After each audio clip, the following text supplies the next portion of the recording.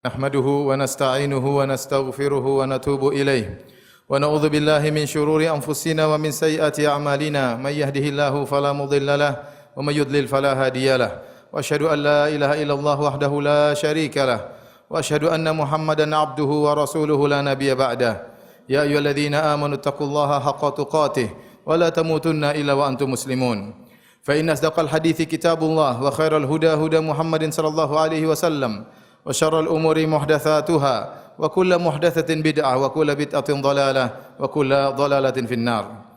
Ma'asyiral muslimin, usikum wa nafsi bitaqwallah faqad fazal muttaqun. Sungguhnya di antara kenikmatan yang Allah berikan kepada para hambanya adalah kenikmatan lisan dan berkata-kata yang membedakan antara manusia dengan hewan. Allah Subhanahu wa taala berfirman, "Alam naj'al lahu ainain wa lisanan wa syafatain." Bukankah kami telah memberikan baginya dua mata dan kami berikan baginya lisan dan dua bibir. Dengan lisan tersebut, dia bisa meraih pahala sebanyak-banyaknya. Dia bisa terangkat derajatnya setinggi-tingginya di sisi Allah Subhanahu wa taala.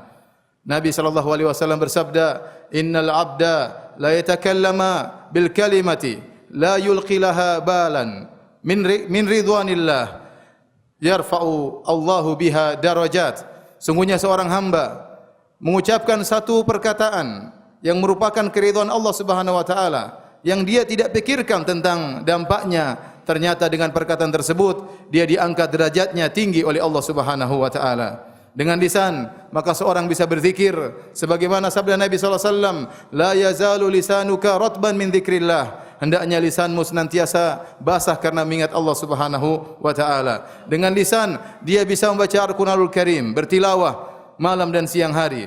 Dengan lisan dia berdakwah dan kata Nabi sallallahu alaihi wasallam, kata Allah Subhanahu wa taala, "Wa man ahsanu qawlan mimman da'a ila Allah." Dan perkataannya siapa yang lebih baik daripada orang yang berdakwah di jalan Allah Subhanahu wa taala. Namun sebaliknya, lisan kalau tidak dijaga maka sangat berbahaya. Bahkan bahayanya lebih parah daripada anggota tubuh yang lainnya. Oleh karenanya kata Nabi sallallahu alaihi wasallam, "Al-muslim man salima lisanuhu, man salima al-muslimuna min lisani wa yadihi."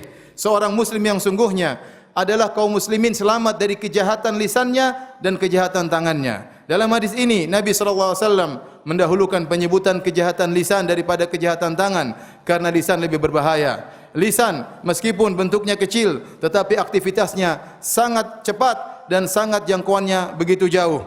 Adapun tangan dan kaki hanya bisa terbatas aktivitasnya. Dia hanya bisa mengganggu orang di depannya.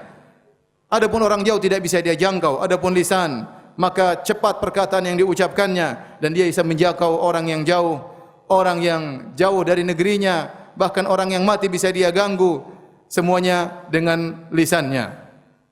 Oleh karenanya banyak dosa-dosa besar yang disebabkan oleh lisan. Contohnya adalah dusta, dosa besar.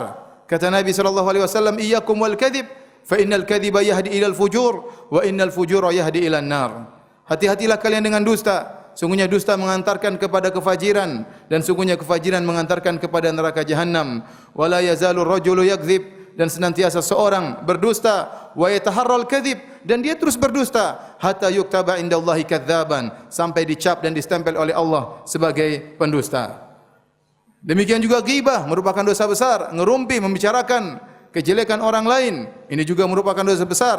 Namimah mengadu domba di antara kaum muslimin, menebar kebencian, ini juga merupakan dosa besar. Berkata-kata tentang agama Allah tanpa ilmu, kata Allah Subhanahu wa taala, "Wa an taqulu 'ala Allahi ma la ta'lamun." Kalian berucap tentang syariat Allah apa yang kalian tidak ketahui juga merupakan dosa besar, dan banyak dosa-dosa besar yang menyebabkan seorang terjerumus dalam neraka jahanam gara-gara lisannya. Oleh karenanya Nabi sallallahu alaihi wasallam bersabda, "Innal 'abda la yatakallamu bil kalimati min sakhatillah la yulqi laha balan yahwi biha jahannam." Sungguh seorang hamba mengucapkan satu perkataan yang tidak dia pedulikan, tidak dia pikirkan dampaknya, yang mendatangkan kemurkaan Allah, maka membuat dia terjerumus dalam neraka jahanam.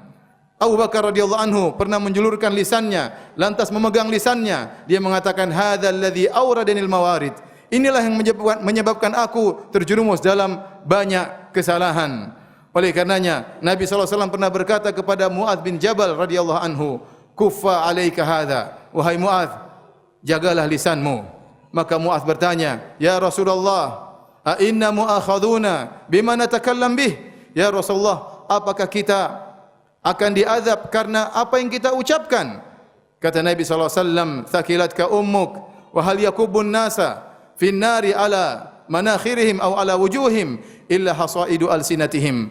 Bukankah kebanyakan manusia terjerumus dalam neraka jahanam di atas wajah-wajah mereka kecuali akibat lisan ucapan yang mereka ucapkan. Semoga Allah Subhanahu wa taala menjauhkan kita dari kejahatan-kejahatan lisan. Aqulu qawli hadza wa astaghfirullaha li wa lakum wa lisairil muslimin min kulli dhanbin wa khati'ah fastaghfiruhu innahu huwal ghafurur rahim.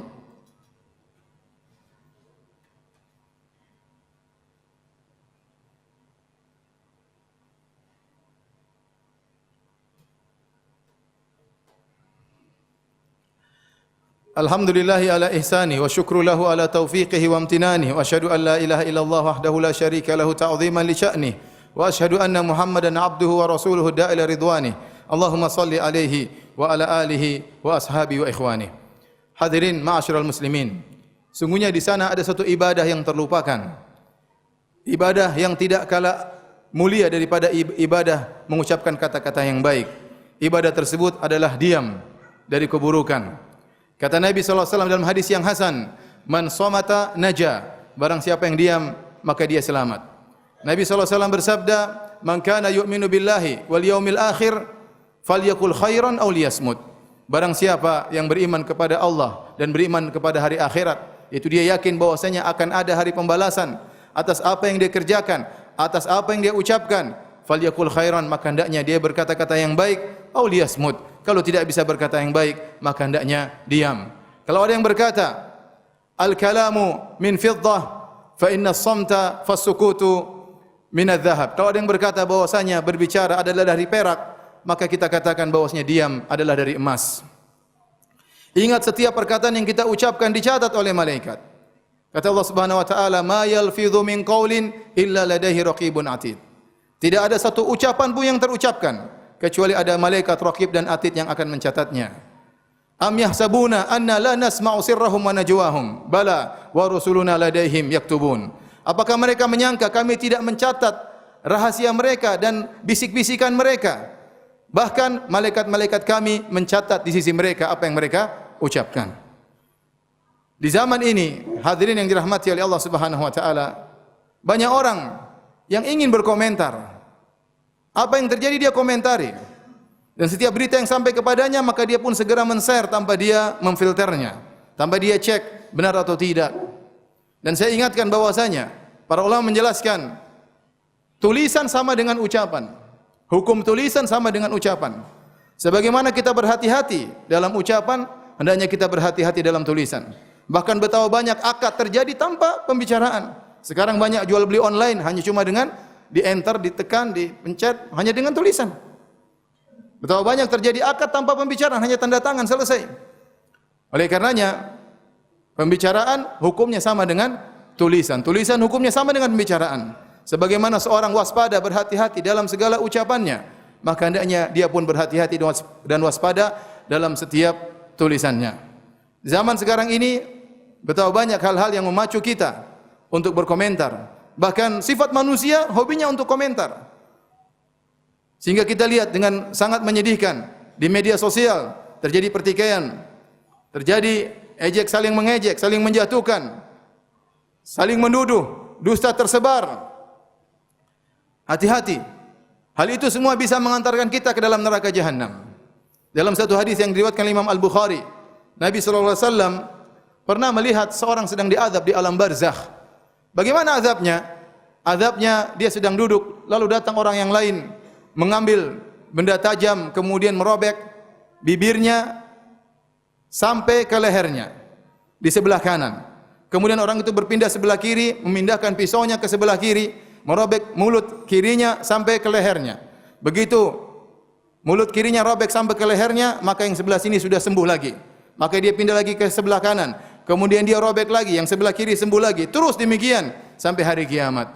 Maka Nabi bertanya, siapakah orang tersebut? Maka dijelaskan kepada Nabi SAW, Amal ladzi ra'aitahu yushaqqu shidquhu. Adapun orang yang kau lihat dirobek mulutnya sampai ke lehernya. Fakadzabun yuhadditsu bil kadzbah, adalah seorang pendusta yang dia menyampaikan satu kedustaan. Fatuhmalu anhu hatta yablugul afaq, kemudian dusta tersebut di-share sampai tersebar ke alam semesta. Fayusna'u bihi ila yaumil qiyamah, maka dia disiksa demikian sampai hari kiamat kelak. Sekarang menyebarkan kedustaan begitu mudah. Kalau zaman dahulu untuk menyebar kedustaan susah, tidak ada sarana komunikasi. Seorang harus menyewa pendusta yang harus berjalan dengan kudanya atau ontanya menyebarkan kedustaan ke sana sini. Tapi sekarang seorang hanya ngomong dengan satu dusta, kemudian dia masukkan di media sosial, dia masukkan di YouTube, kemudian dusta tersebut tersebar ke sepenjuru dunia. Kemudian dia terjerumus dalam neraka jahanam. Jangan sampai kebencian Anda terhadap seorang pada suatu kaum menjadikan Anda berbuat zalim kepada mereka, berdosa atas nama mereka, yang menjelek-jelekan mereka tidak sebagaimana mestinya. Hati-hati, masa berlalu, kejadian berlalu, sementara segala ucapan kita, segala catatan kita tetap terjaga di sisi Allah, dan kita akan diminta pertanggungjawaban di sisi Allah pada hari kiamat kelak. Semoga Allah Subhanahu wa taala menjaga lisan kita dan menjauhkan kita dari hal-hal yang bisa menjerumuskan kita dalam neraka jahanam. Seorang berhati-hati. Ingat sabda Nabi SAW, min husni islamil mar'i tarkuhu ma la ya'ni. Di antara keelokan Islam seseorang, hendaknya dia meninggalkan yang bukan urusannya. Kalau Anda pakar dalam hal tersebut, silakan berbicara, silakan komentar, silakan menganalisa. Namun jika Anda bukan pakarnya, tidak banyak data yang ada pada diri Anda, maka jagalah lisan Anda, pegang lisan Anda. Lisan kalau sudah terlanjur diucapkan, tidak bisa ditarik kembali, tercatat di sisi malaikat yang akan ditampakkan kepada kita pada hari kiamat kelak. Innallaha malaikatahu yusalluna 'alan nabi ya ayyuhalladzina amanu sallu 'alaihi wa sallimu taslima. Allahumma salli 'ala Muhammad wa 'ala ali Muhammad kama sallaita 'ala Ibrahim wa 'ala ali Ibrahim innaka Hamidum Majid, wa barik 'ala Muhammad wa 'ala ali Muhammad kama barakta 'ala Ibrahim wa 'ala ali Ibrahim innaka Hamidum Majid. Allahumma ighfir lil muslimina wal muslimat والمؤمنين والمؤمنات الأحياء منهم والأموات إنك سميع قريب مجيب دعوات ويا قاضي الحاجات.